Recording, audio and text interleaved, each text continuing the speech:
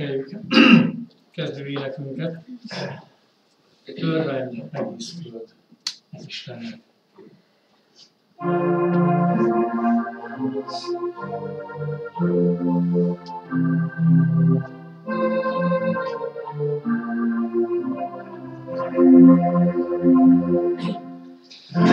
Örvendj egész föld az Istennek, és ünnepelj nagy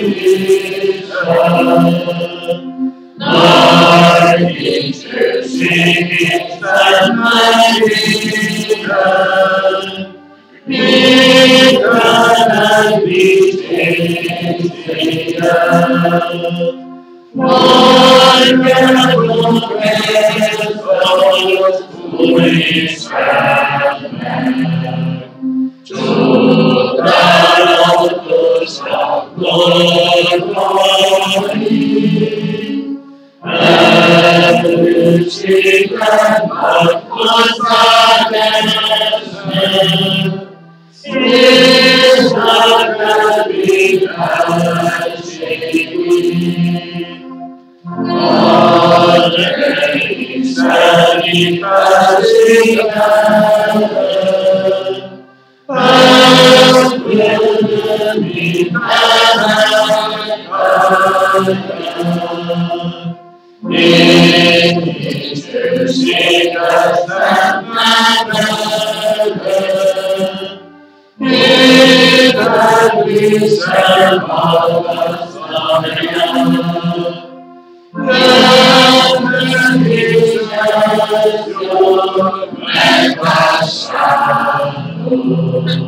minden jó Isten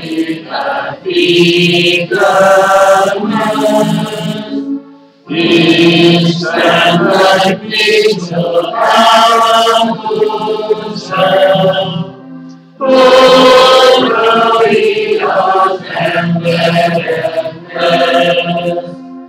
Áldjatok a mi Istenünket,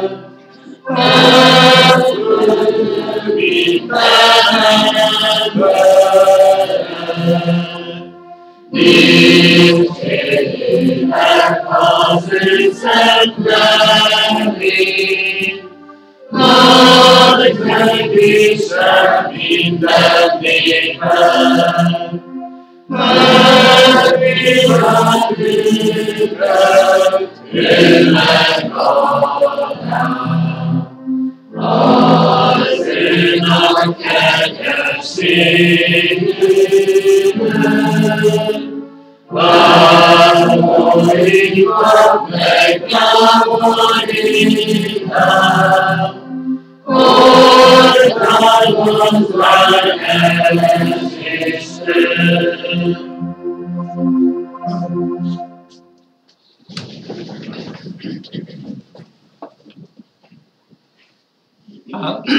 Áldott az Isten, a mi Urunk Jézus Krisztus Atya, az irgalom Atya és minden vigasztalás Istene, aki megvigasztal minket minden nyomorúságunkban, hogy mi is megvigasztalhassunk másokat minden nyomorúságukban.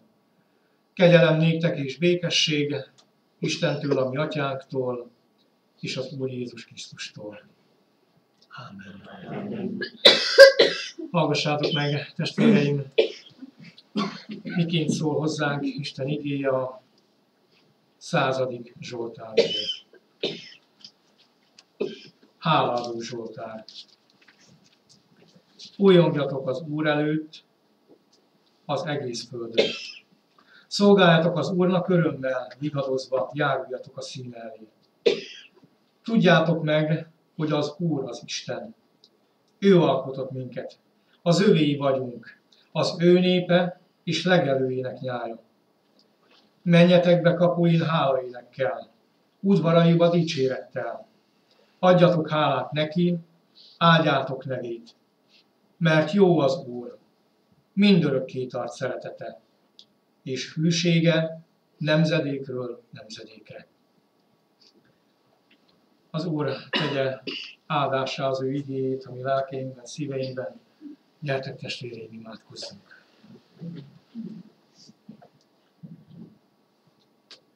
Urunk Istenünk, hálatelt szívvel állunk előtted, állunk és magasztalunk, Urunk, a te kegyelmedért, amivel napok után napokat hozol, és te megadtad mindennek a rendjét, és hálát adunk, Urunk, hogy ebben a rendben készítettél előtted való megállást is.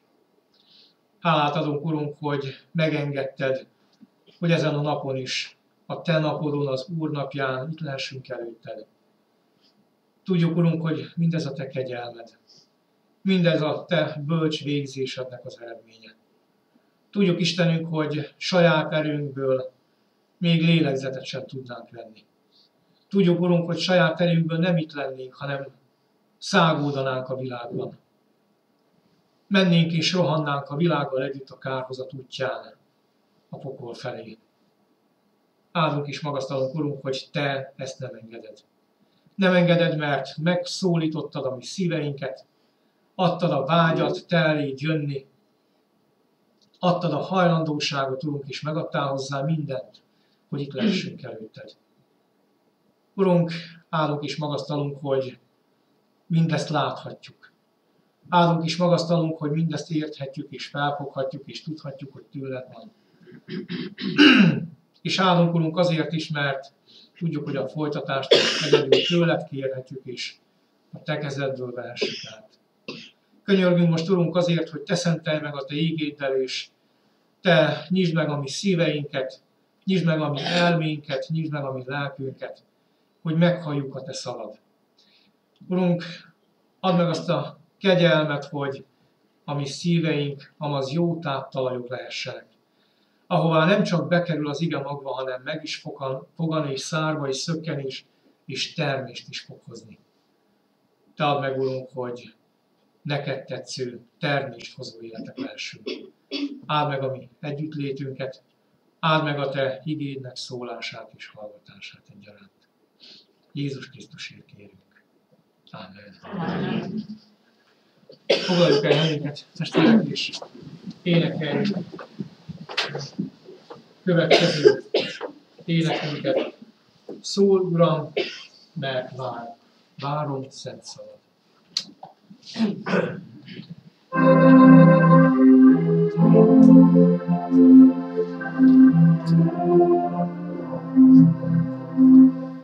Szólj, Uram, mert várom szent szavad. Várom, hogy gyerek, én nekem magad. Szólj, szerettem Isten, nincsen semmihez.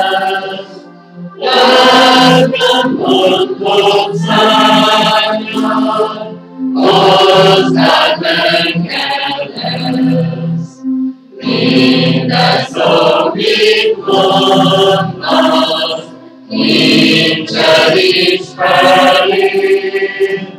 Én az ő szívemben érdeklődni. Szólj tovább, ne hallgass, szolgáld halljon. Lesd meg a májam, ajkad, hogy szól.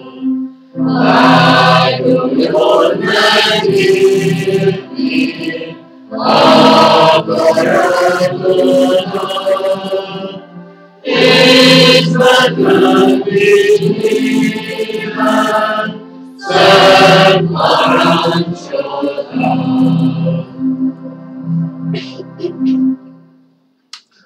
Hallgassuk meg, testvéreim, Istennek szent igéjét, a Lukács evangéliumának 17. részéből, a 7-től a 19. tartó igerészből. Így szól hozzá Istennek írott igéje. Ki az közületek, aki ezt mondja szolgájának, amikor a szántás és legeltetés után megjön a mezőről? Jöjj ide hamar, és ülj az asztalhoz. Nem azt mondja inkább neki, készíts nekem valami vacsorára valót. Övesz fel magad, és szolgálj fel nekem. Míg eszem és iszom, te majd azután legyél és igyál. Vajon megköszönie annak a szolgának, hogy teljesítette, amit parancsolt neki? Azért tehát ti is, ha teljesítettétek mindazt, amit parancsoltak nektek, mondjátok ezt, haszontalan szolgák vagyunk. Azt tettük, ami a kötelességünk. Amikor útban volt Jeruzsálem felé, Samária és Galilea között haladt át. Amint beért egy faluba, szembe jött vele 10 leprás férfi, akik távol megálltak, és kiáltozva kérték: Jézus, Mester, könyörülj rajtunk! Amikor meglátta őket, így szólt hozzájuk: Menjetek el, mutassátok meg magatokat a papoknak. És amíg odaértek, megtisztultak. Egyikük pedig, amikor látta, hogy meggyógyult, visszatért, és felhangon dicsőítette Istent. Arcra borult Jézus lábainál, és hálát adott neki. Ez pedig samáriai volt. Jézus akkor így szólt: Vajon nem 10 tisztultak-e meg? Hol van a többi 9? Nem akadt más, aki visszatért volna, hogy dicsőítse Istent, csak ez az idegen? És ezt mondta az Úr: Kelj fel, menj el, hited megtartott téged. Eddig Istenünk írott igéje, foglaljuk el még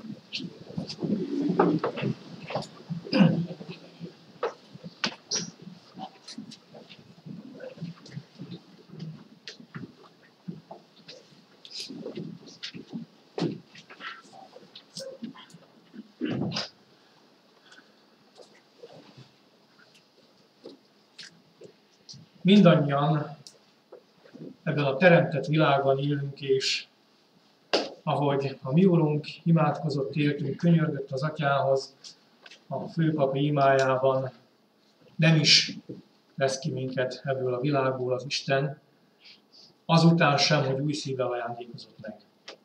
Itt élünk ebben a világban, és ennek a világnak a rendje a kötelességre épül. Kötelességre épül, és a mai ember a mai világból már szinte kiiktatta, teljesen kitörölte a hálát. A mai ember nem szeret hálásnak lenni. Azt is mondhatnám, nem csak nem szeret, hanem menekül a hála elől. A saját hálája elől is, ha neki akarnak hálát kinyilvánítani. Mert mit jelent a hála? A hála azt jelenti, hogy valamit kaptam, amiért nem tudok fizetni. Ez a mai ember szemében megalázó. Nem vagyok elég erős, nem vagyok elég tehetős, nincs elég hatalmam azért, hogy ellenszolgáltatást tudjak azért adni, amit kaptam. Vagy ha a másik oldalt nézem, ha nekem valaki hálás, akkor a mai ember, a világi ember azt érzi, hogy többet adtam, mint kellett volna. Valamit elvettek tőlem, megrövidítettek, megloptak. A mai világnak a rendje a kötelességre épül. Azzal, hogy köteles vagyok valamit megtenni. Valakinek a lekötelezettje vagyok. Ami nem hálára indít, hanem lekötelezetté teszi az én szívemet olyan szinten, hogy vissza kell adnom. Vissza kell adnom azt, amit kaptam. Amennyit te adtál, annyit vagyok köteles visszaadni én is. Nem többet, de kevesebbet sem. Mindannyian ismerjük ezt a kis mondást a gyermek mesékből, hogy jót tett helyébe, jót várj. Ez megelőlegezi azt is, ami előtte kell, hogy legyen, hogy ha nem tettél jót, akkor meg ne is várj tőlem semmit. Ha nem tettelek lekötelezetté, akkor nem várhatok tőled vissza semmit. Ha te nem tettél engem lekötelezetté, akkor ne is várj tőled vissza semmit. És hogyan működik a világ? Ha én lekötelezettjével tett valaki, akkor igyekszek kevesebbet visszaadni. Ha valaki a lekötelezettem, akkor igyekszek minél többet kifacsarni belőle. És ha nagyon jól és ügyesen teszem, így leszek hatalmasabbá, így leszek tehetősebbé. Így fogok a másik fölé nőni. És így látunk embereket, akik kiemelkednek a szürke tömegből is, válnak hatalmasokká, befolyásosokká, úgy, hogy minél több embert tesznek a saját lekötelezettjükké. Minél több emberre számíthatnak úgy, hogy na, ez az adósom. Ha majd megszólítom, ha majd kérek tőle, vissza kell, hogy adja azt, amit tőlem kapott. Ne legyen nekem hálás. Tudja, hogy az adósom. És ha ezt ügyesen tudom idézőjelbe keverni a kártyákat, akkor ebben a világban nagyon jól meg fogok élni, és én leszek az, aki hatalmas. Ahogy olvashatjuk, mindkét történetben, amit felolvastam, ami a mai ige szakaszunk, az Isten rendje, az Isten országa pedig a hálára épül. Ezt kell, hogy lássuk, ezt kell, hogy tapasztaljuk, és ezt kell, hogy megéljük. Vannak dolgok, amiket megérdemlünk, és vannak dolgok, amelyeket ajándékba kapunk. Isten hívő népe tudja, hogy amit ajándékba kap, az ő urától azért csak hálás lehet. Miért? Mert nem kell ahhoz nagy számolás, fejszámolás, hogy tudjuk, nem tudjuk visszafizetni. A 10 000 talentumot, amit a király elengedett az ő szolgájának, soha nem tudta volna visszafizetni, soha nem tudta volna leszolgálni. Hiába lett volna egész életében börtönben, kényszermunkán. Ezért az elengedésért csak egyedül hálás lehet. Ezért az elengedésért ő soha nem tud fizetni vissza semmit. Mi is ajándékozunk. Jó esetben jó szívvel ajándékozunk. Jó esetben szeretetből ajándékozunk, de ha vizsgáljuk a szívünket, és nézzük a világot, ahol ugyancsak ajándékoznak az emberek, az ajándékozást meg is lehet rontani. Lehet hamis ajándékokat adni. És vannak dolgok, amiket megérdemlünk. Ezt egyszerűen fizetségnek kell, hogy hívjuk. Amiért megdolgozunk, azért átvettem a fizetségemet, és joggal várom, hogy azért engem kifizessenek. Miből kell hát akkor, hogy fakadjon a hála? Miből kell, hogy a hálátlan és számító szív hálássá váljon? Hogyan kell, hogy a számító, Isten nélküli szív hálás szívvé lehessen? Akkor lehetek hálás, ha felismerem, hogy olyat kaptam, ami nem jár. Ami ajándék. Olyat kaptam, amit nem tudok megfizetni, amit csak ajándékba lehet kapni. Ha felismerem azt, hogy mindaz, és most nem csak az üdvösségünkre gondolok, az üdvösségemre gondolok, hanem mindaz, amit kapok az én Uramtól, az engedelmesség, a vágy, hogy halljam az ő szavát, a vágy, hogy ezért szolgáljak is neki, mindez ajándék. Akkor tudom, hogy ez nem jár. Ezt nem érdemelhetem ki. Ezért egyedül csak hálás lehetek. Vagy ha felfogom és látom, hogy amit meg kellett volna, hogy kapjak, amit megérdemeltem volna, azt nem kaptam meg. Ez a kegyelem. Ha látom, hogy verést érdemeltem volna, ha látom, hogy büntetést érdemeltem volna, ha látom, hogy az egész eddigi életemért kárhozatot érdemeltem volna, és nem ezt kaptam, hanem az Isten azt mondja, az én fiamért mindezt a hátam mögé vetem. Az én fiamért mindezért kegyelmet gyakorolok, és tiszta lappal indulhatsz. A 10 000 talentumot egyszerűen eltörlöm, mint adósságot, és tiszta lappal indulhatsz. Ez nem más, mint kegyelem. És láthatjuk azt, hogy nem adhatjuk ezt vissza. Nem lehetek úgy adósa az Istennek, hogy visszafizethetem ezt neki. Nem. Hálából oda mehetek elé, és hálából adhatok mindent, amit van az ő kezébe. Vagy ha látom azt, hogy megtehetem azt, amit amúgy nem tehetnék. Nemet mondhatok a bűnre. És akkor kimondhatom mindaztnak az ellenkezőjét, amit elmondanak a hívő emberről, hogy meg van kötve kezed, lábad, ezt sem teheted, azt sem teheted, azt sem teheted, így kell élned, úgy kell szólnod, és így kell hallgatnod. Én pedig kimondhatom azt, hogy szabad vagyok. Szabadságot kaptam ajándékba az én Uramtól. Szabadon mondhatok nemet a bűnre. Nem kell megtennem azt, amit eddig kötelességem volt megtenni. Választhattam két rossz közül. Az Isten megengedi, hogy válasszunk a jó és a rossz közül. Szabadságot adott nekünk a mi Urunk. Ha mindezt látom, akkor azt is látom, hogy Isten országa a hálára épül.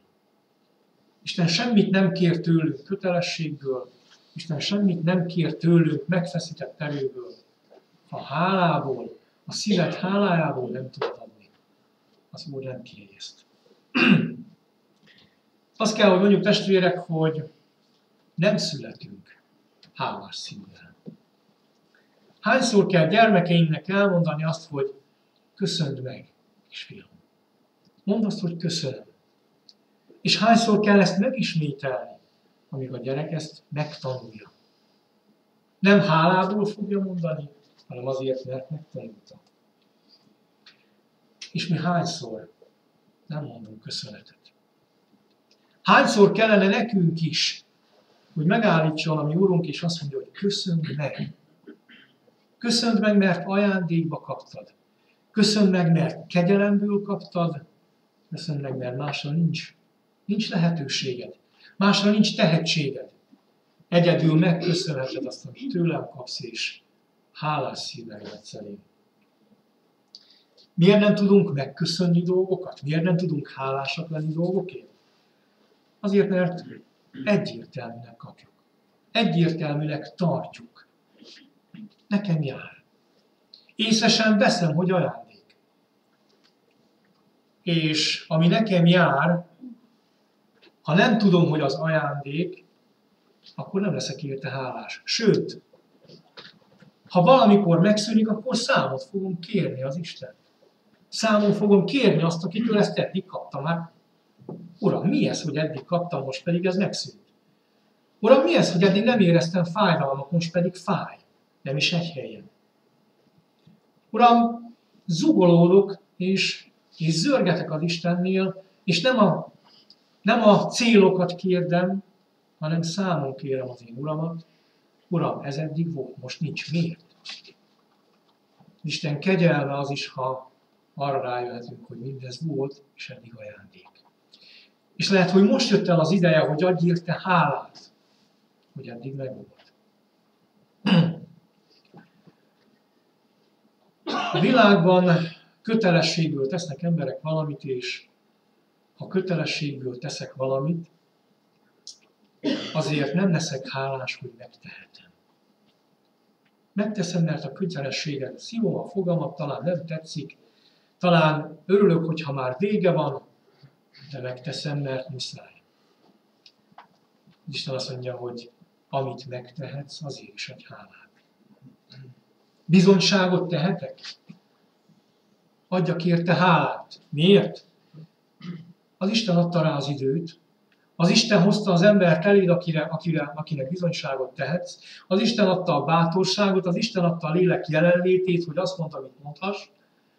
És az Isten adta az ő jelenlétét, hogy a másikban ez a bizonyságtétel meg is fogadjon. Akkor mi az enyém? Miért lehetek én büszke? Mit adtam én vissza az Istennek? Semmit, csak amit ő adott. Csak hálás lehetek. Azért is, amit megtettem. Kirívó a hívő ember ebben a világban, és kirívó a hálás ember is ebben a világban. Meg kell, hogy lássuk azt, hogy nem szeretik a hálás embert. Olyan kényelmetlen. Ha valaki már kétszer elmondja azt, hogy köszönöm, és nagyon leköteleztél, örülök neki, hogy segítettél, vagy bármit, attól már úgy menekülnek. Nem legyél nekem hálás. Majd idő vele. Testvérek, megkéri tőlünk ma az Isten, hogy mindenért hálát adunk, amiért kellene. Számtalanszor felszólít minket erre a Szentírás. Csak a Zsoltárok könyvét néztem végig, és számtalan Zsoltár. Testvérek, nézzék meg majd. Számtalan Zsoltár úgy kezdődik, hogy adjatok hálát az Úrnak, mert jó, mert örökké tart szeretete. Vajon miért figyelmeztet erre ennyiszer az Isten? Adjatok hálát az Úrnak, mert ő jó. Adjatok hálát, mert az ő szeretete örök, és az ő szeretete ajándékozó szeretet. Mindenünk, ami van, tőle kaptuk. Figyelmeztet az Úr, mert képesek vagyunk elfelejteni. Adtunk-e hálát ma azért, hogy felkelhettünk az elepból? Nem másoknak kellett felsegíteni. Adtunk-e hálát ma azért, hogy felkeltem, és nem fáj sehol? Adtunk-e hálát ma a mindennapi kenyérért? Adtunk-e hálát ma azért, hogy hálát adhatunk? Adtunk-e hálát azért, hogy eljöttünk Isten tiszteletre? Adtunk-e hálát azért, hogy az Isten megajándékozott az ő igéjével? Reggel kinyithattuk. Ajándék. Ahogy hallottuk az imaközösség előtti gondolatokat, több milliárd ember van ezen a világon, és több milliárd nem nyitja ki az igét naponta. Adtunk-e érte hálát? Adtunk érte hálát, hogy kinyitottuk az igét, és Uram, értem, ami le van írva. Nem idegen nyelven, nem latinul. Adtunk érte hálát, hogy nem csak a szavakat értem, ami ott van, hanem értem, amit nekem akarsz mondani, Uram. Értem, amit az én lelkemmel közölni akarsz. Adunk-e mindezért hálát? Isten figyelmeztet és hív, hogy mindenért hálát adjunk, mert az ő szeretete örök.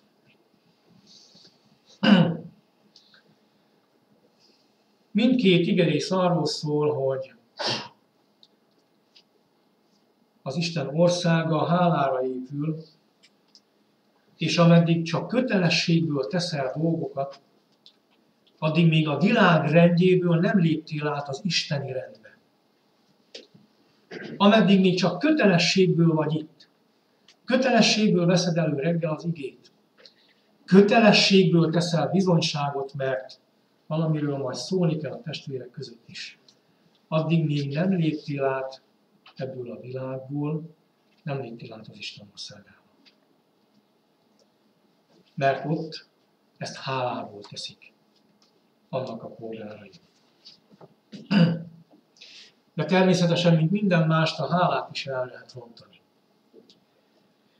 Hiszen tele van a Szentírás példákkal arról, és hiszen a saját életünkből is látjuk, hogy amit az Isten megteremtett és jónak teremtett, azt a kísértő, az ember képes elrontani, megrontani. Képes a bűnre használni. El lehet játszani a hálát. Becsapva másokat. És ami még rosszabb, becsapva saját magamat is. Eljátszom, hogy hálás vagyok, és el is mondom, és összeteszem a kezem is, még le is térdelek, hogy hálát adok, Uram, de a hála csak a szavaimban van ott. A szívem nem hálás. Testvérek, a szívet hálásra egyelőre az Isten tudja tenni. A hálát is kérni kell. És mennyire érdekes az, hogy az ember háláskodni kell, hogy legyen az Isten ajándékaiért, és maga a hála is ajándék. Ezt is kérni kell, ha nincs. Lehet bűnös dolgokra használni a hálát, lehet az önmagam magasztalására, dicsérésére. Gondoljunk csak a vámszedő vagy bocsánat, a farizeus imádságára, amikor elmondja az Istennek, hogy köszönöm, Uram, hogy ilyen vagyok, nem olyan, mint ez, aki ott könnyezik mellettem előtted. Hálát ad ez a farizeus Istennek, és közben magát fényezi. Hálát lehet úgy adni, hogy közben az van a szívemben, hogy lekötelezem most ezt az embert, mert bevágódtam nála. Lássa, hogy hálás vagyok. A hála hiánya, vagy a megrontott hála egyaránt bűn. Ha nem vagyok hálás mindazért, amit az Istentől kaptam, akkor áthúzom azt, hogy ez mind az övé. Áthúzom azt, hogy ő a mindenható. Áthúzom azt, hogy ő szeret engem, pedig kijelentette. Mert valakinek mindig a lekötelezettje kell, hogy legyen. És ha nem az Istennek vagyok hálás, akkor valaki más fölé lesz a hálám. Gyakran hasonlítja az Isten a bűnt a leprához. És így kapcsolódik össze a két történet ennek az igerésznek. Gyakran hasonlítja a bűnt a leprához az Isten, és mint minden hasonlata az Úrnak, ez is találó. Mint minden hasonlata az Úrnak, ez is annyira mély, annyira sokat mondó, csak címszavakban menjünk végig rajta, testvérek. A leprás legnagyobb fájdalma az, hogy nem érez fájdalmat. Lehullanak a végtagjai, összevagdoshatja magát, és azt se veszi észre, hogy mikor történt. Nem érez fájdalmat. Testvérek, a bűnös ember, a bűnje felett már nem érez fájdalmat.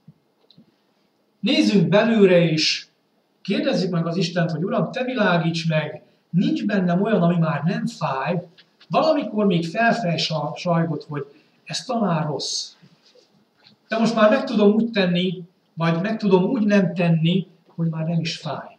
Már nem érzek fájdalmat. A leprás nem érzi, hogy fájna a betegsége. A bűnös ember nem érzi, hogy miben van. Nem érzi, hogy mikor kinek okoz fájdalmat.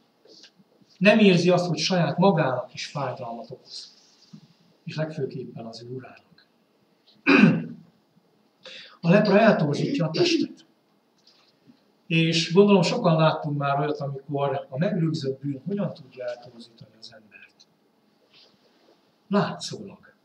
Megváltozik az arckifejezése. Egy valamikor mosolygós, derűs embernek az arckifejezése sötét lesz. Egy valamikor egyenes járású embernek a háta meghajlik.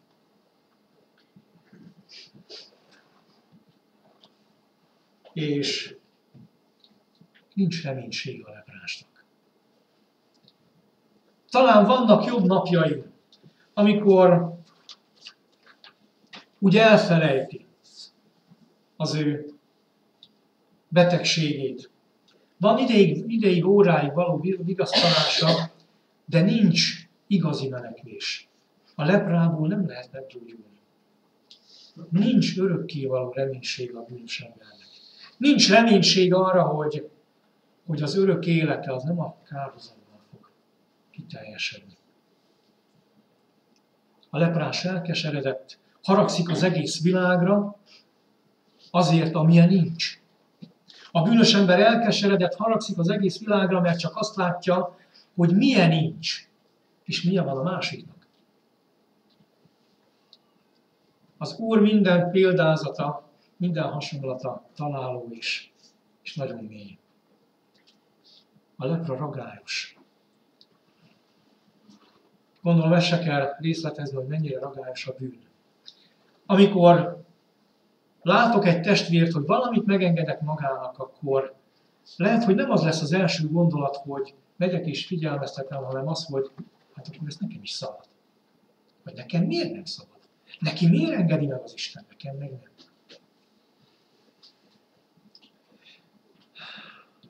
Megkérje az Isten tőlünk, testvérek, hogy mi a leprád? Mi az, ami most nem fáj? Mi az, amivel most keseríted az Urat? Mi az, amivel most Zsongálod a te lelki testedet, és nem fáj. Ha nem látod, akkor kérdezd az Urat. Ha nem látod, akkor kérdezd az orvost. Uram, mint ahogy tette ezt Dávid király, vizsgálj meg engem. Vizsgálj meg, hogy nem járok-e rossz úton. És higgyük azt, hogy amint egy dologra voltak képesek ezek a leprások kiáltani, erre mindig képes marad az ember. És kiáltani, én hiszem, mindannyian kiáltottunk legalább egyszer a mi Úrunk felé. De ahogy ezt pár héttel ezelőtt beszéltük, hogy a keskeny kapu után jön a keskeny út, és a keskeny úton még nagyon sok keskeny kapu. A hívő embernek is sokszor lehet kiáltani az Urához. Uram, vizsgálj meg engem, én képtelen vagyok rá. Nincs olyan az életemben, ami már nem fáj, de lepra. Nincs olyan az életemben, ami már nem fáj, de fertőz. Nincs olyan az életemben, amivel szomorítok téged.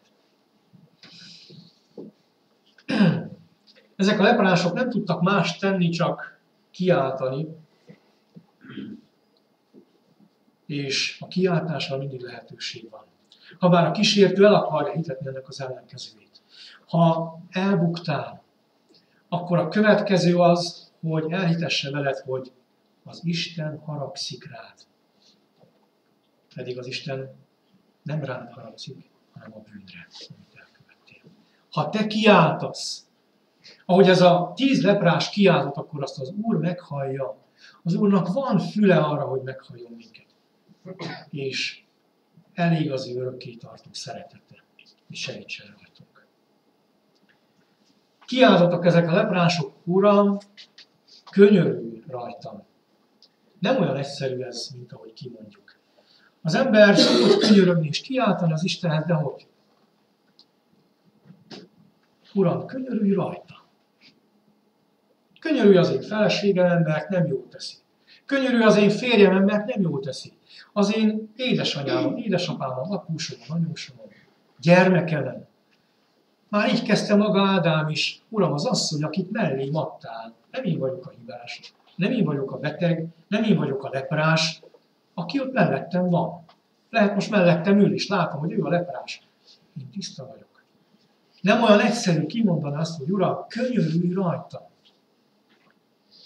Amikor az ember elkezd saját magáról beszélni az Úrnak, akkor indul el a gyógyulás útján. Saját magamról, első szám, első szemében. Uram, én vagyok a leprás. Bennem van. Én szomorítanak. Amit nem tudtak ezek a leprások elindítani ezeket az eseményeket. Mert minden a hálára való átalakulás, a hálás életre való átalakulás azzal kezdődik, hogy az Úr arra megy. Amit én nem tudok megtenni, amit egyikünk se tudott megtenni, amit senki ezen a világon nem tud megtenni, elindítani az eseményeket, elérni azt, hogy az Úr erre jöjjön. Az Úr arra ment, és meghallotta ezeknek a leprásoknak a hangját. Ők maguk nem tudtak tenni semmit azért, hogy meggyógyuljanak. De látták azt. Arra ment az, aki ezt meg tudta tenni. Jézus Krisztus azzal, hogy szólt, nem tett más, csak egy nagyon rövid útmutatást. Menjetek és mutassátok meg magatokat a padnak. És ezek az emberek elindulnak. Én azt mondanám, meg nekik is, ha saját magukra vannak utalva, az első gondolatuk az lett volna, hogy értelmetlen. Hát nem lehetek annyira. Ilyen betegen elmenjek, leprásan menjek és mutogassam magamat papnak. Jézus Krisztus közelsége engedelmességre is indult. És ezek engedelmeskednek. És látjuk, azt leírja a Szentírás nem véletlenül, hogy nem akkor gyógyulnak meg, amikor Jézus Krisztus szól, hanem akkor, amikor elindulnak. Nem akkor gyógyul meg az én életem, amikor meghallom az igét, hanem amikor elkezdek neki engedelmeskedni. Jézus Krisztus elmondja, hogy boldogok azok, akik cselekszik az én atyámnak az akaratát. Azok tisztulnak meg. Azok kapnak örök életet. Azok kerülnek be a hálásak családjába, akik elkezdik nem csak hallani, hanem tenni is az Isten akaratát. Sokban hasonlítanak egymásra ezek az emberek, ez a 10 ember, aki elindul. Mindannyian betegek, mindannyian leprások. De mindannyian Jézus Krisztus közelébe kerülnek, és mindannyian elindulnak. Mindannyian elindulnak Jézus Krisztus szavára. Jézus mindannyiukhoz szól. És ők hittel engedelmeskednek neki. És mindannyian meggyógyulnak. Egyben különböznek. Csak egynek ébredt hála a szívében. Egy samáriainak. Ahogy Jézus Krisztus elmondja, egy idegennek. Egy ember jön vissza, és egy ember borul az ő lábaihoz, és áldja az Istent. Ebben a Krisztus lábához borulásban nem csak egy hála, egy köszönöm van, hanem az is, hogy te vagy az Isten. Nemrég olvastuk otthon a Dániel társainak a történetét, a tüzes kemencéről. Ezek az emberek képesek voltak bemenni a tüzes kemencébe, hogy ne boruljanak le más előtt. Mert a zsidó ember csak az élő Isten előtt borul le. Vagy ott látjuk Márdokeust Eszter könyvében, aki az életét kockáztatja, aki egész addig elmegy ez a történet, hogy az egész zsidóság kiirtása következhet belőle, akkor sem borul le ember előtt.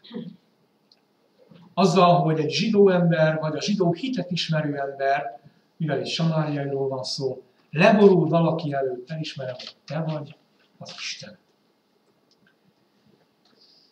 Ennek az embernek fontos volt nem csak az ajándék, hanem fontos volt az ajándékozó is.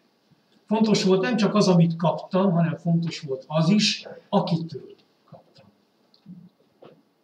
Fontos volt nem csak átvenni az ajándékot, hanem meg is köszönni. Mi van a másik 9-szel? Jézus Krisztus ezt kéri, nem 9-en gyógyultatok meg?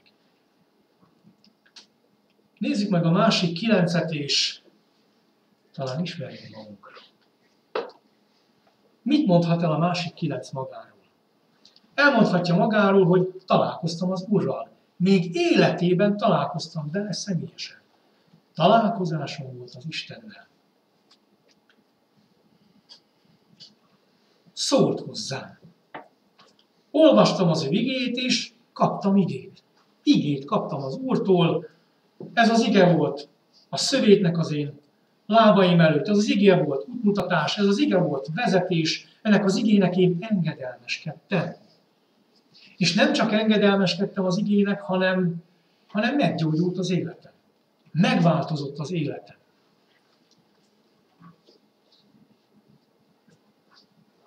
Csak egyet nem teszünk hozzá, amikor ezt elsoroljuk. Gondolom ismerősek a kifejezések. Kihasználtam az Urat. Kihasználtam az Urat, mint egy kegyosztó automatát. Kiáltottam, bedobtam az érmét, megkaptam a kegyelmet, odébb álltam. Nem kell megköszönni, ez a kötelessége.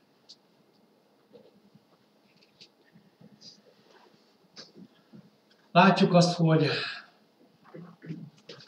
amikor nem hálás a mi szívünk, mindazért, amit átvehetünk az Úrtól, vagy mindazért, amit megtehetünk ő érte, az ő parancsára, akkor olyanok vagyunk, mint az a 9 leprás.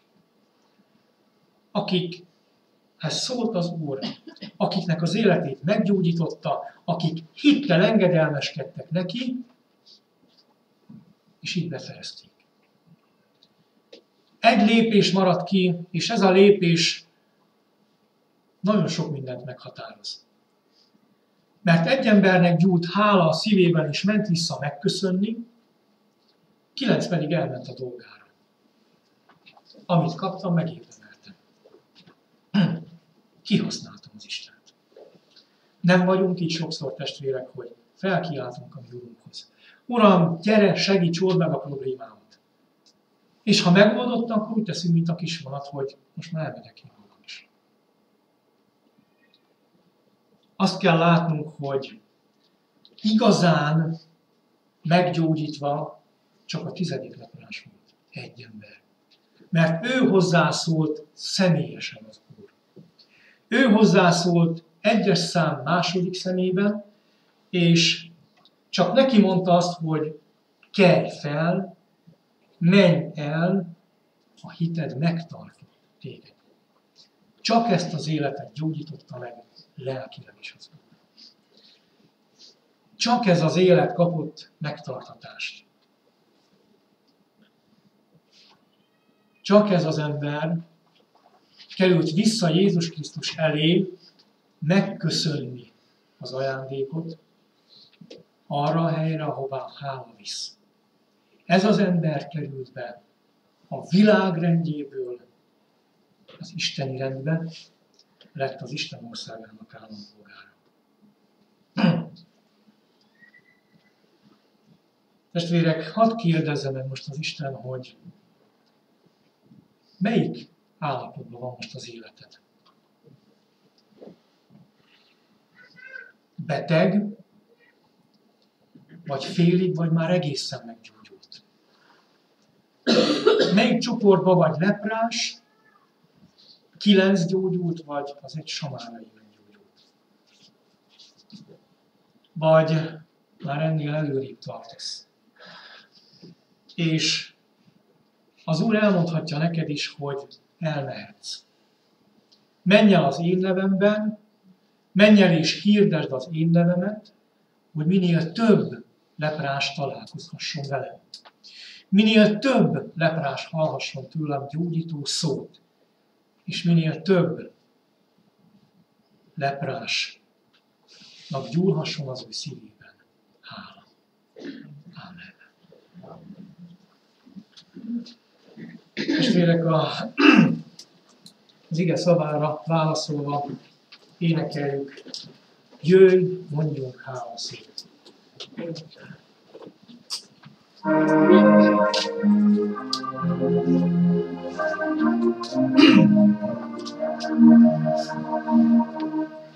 Jöjj, mondjunk hálaszót, Izrael Jézus szépen.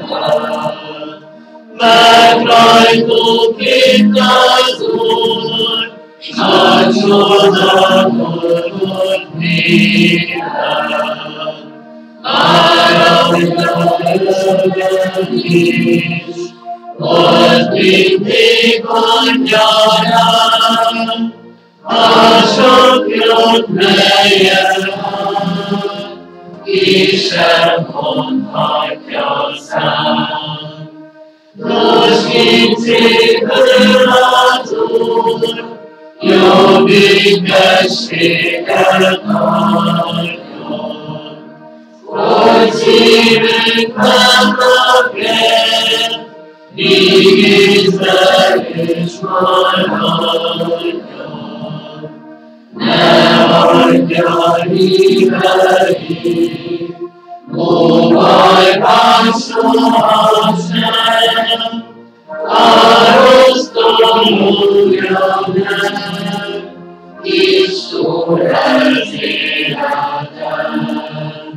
Az Atyát és Fiút, és a Szent Lelket áldom.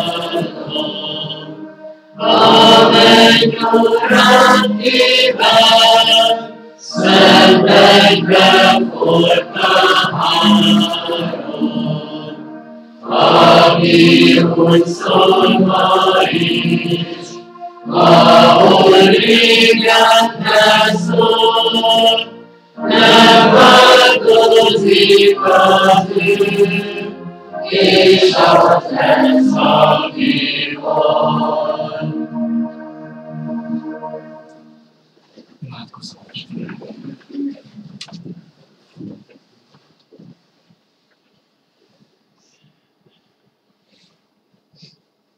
Istenünk, hatalmas szakadék választja el a Te országodat az örök kárhozat világától. Elmondod ezt nekünk ma is. Hatalmas az a szakadék, de egyedül veled áthidalható. Hatalmas az a szakadék, Urunk, amelyik elválasztja a kötelesség és a hálaadás világát.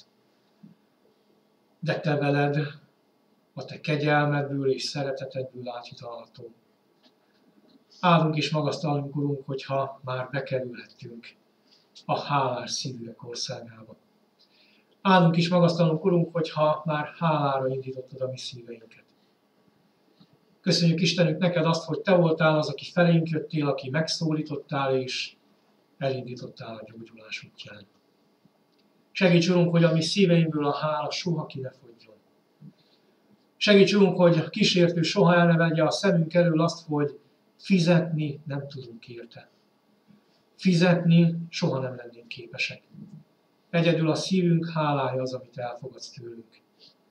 Urunk Istenünk, segíts, hogy ebből a hálából induljon a mi szívünk bizonyságtételre. Ebből a hálából induljon a mi szívünk misszióba.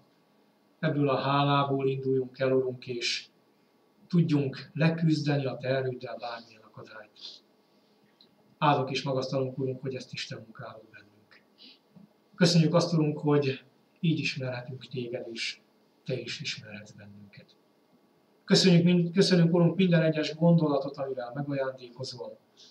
Köszönjük minden egyes ajándékot, amit tőled átvehetünk, és köszönjük a hálát is, amit ezért Te munkálsz a mi szíveinkben.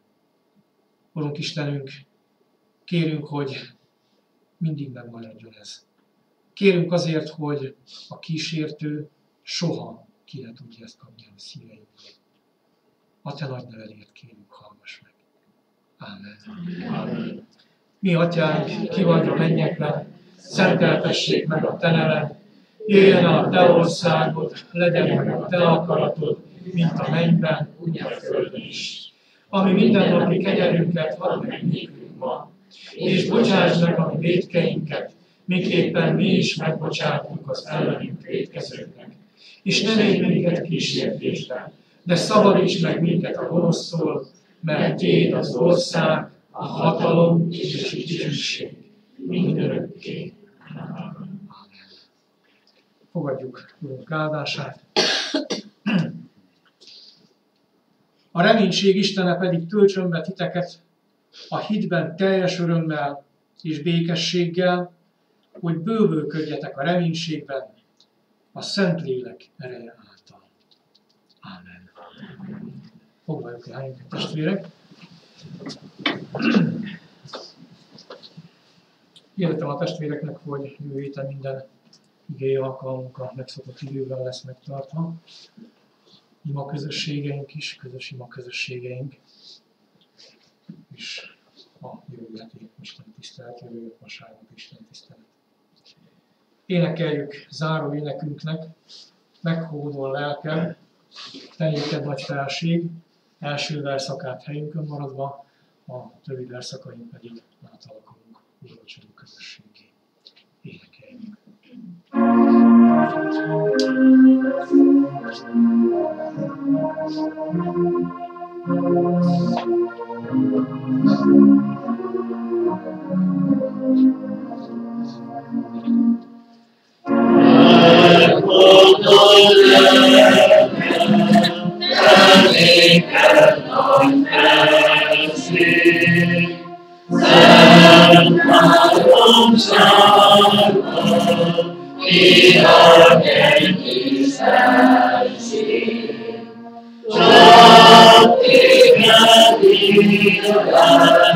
Minden tisztesség, mert minden Úrnak az egész földség. Imádom Úrni, teljes szívvel,